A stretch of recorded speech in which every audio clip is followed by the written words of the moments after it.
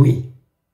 Alors vous avez l'habitude maintenant depuis la réaction au trailer de Lightyear, des vidéos complètement à l'arrache, mais oui, moi je prends tout ce qui vient, car cet après-midi, ou demain, au suivant de quand cette vidéo sortira, on a eu des annonces du compte Instagram de Stranger Things. J'étais tranquillement en train de regarder mes notifs Insta et qu'est-ce que je vois? Des affiches et une date de sortie pour la saison 4 de Stranger Things, qui est ma série préférée. Voilà, donc l'abcès est percé, c'est ma série préférée. Et d'ailleurs, avec la saison 4 qui sort, est-ce que ça ne prévoit pas des petits critiques ou même un sans deck pour un prochain 10 juin qui serait les 2 ans de Pizza Planet? Faut que j'arrête de trop en dire, moi, c'est pas possible.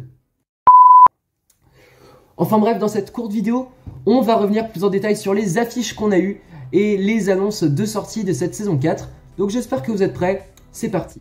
Alors on a eu 4 affiches pour la saison 4 de Stranger Things.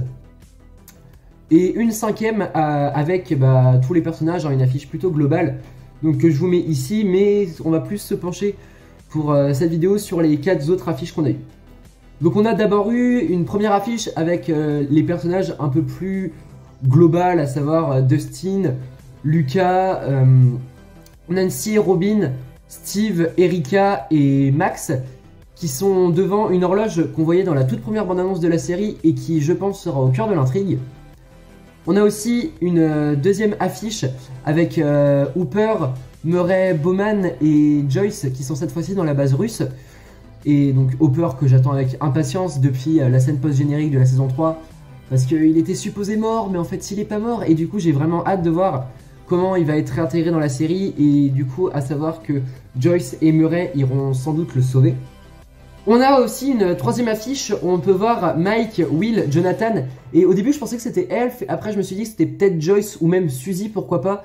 Mais au final c'est peut-être un peu trop tiré par les cheveux. Alors je pencherais plus sur un tout nouveau personnage qui ont l'air de se trouver dans le nouveau quartier des Byers. Donc ça veut peut-être dire qu'on sortira Dawkins. En même temps, au vu de la bande-annonce, la dernière bande-annonce qu'on a eue de la saison 4, donc Elf qui écrit sa lettre à Mike, eh ben je pense que oui, on sortira Dawkins. Et enfin, la dernière affiche que je trouve des plus badass, où on peut voir Elf 11, Eleven, Jane, Hopper, appelez-la comme vous voulez, qui se trouve de dos dans ce qui semble être le laboratoire Dawkins. On a également une petite phrase au-dessus des affiches qui nous dit que toute fin a un commencement. Donc est-ce que ça voudrait pas dire qu'on se rapprocherait de plus en plus vers la fin de la série, sachant qu'on a eu des annonces depuis que les affiches sont sorties, comme quoi The Duffer Brothers aurait renouvelé le contrat avec Netflix pour une 5e et dernière saison, et qu'après on aurait des spin-offs sur la série, mais en même temps c'est Stranger Things, je veux dire, c'est un univers tellement vaste qu'on peut faire plein de choses sur cet univers. Et pour finir, on a également eu 2 dates de sortie, un peu comme la Casa des Papel. Donc ça veut dire que la série sera coupée en 2. Donc est-ce qu'il y aura plus d'épisodes ou est-ce que les épisodes seront plus longs ou même les deux? Eh ben écoutez, je sais pas parce que j'ai pas du tout suivi la saison 5 de la Casa des Papel. Donc dites-moi tout ça en commentaire si vous le savez.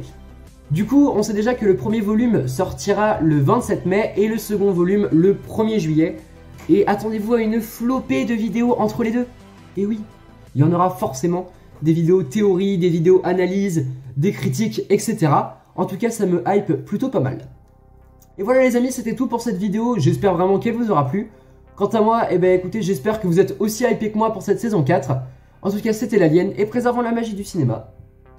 Bisous.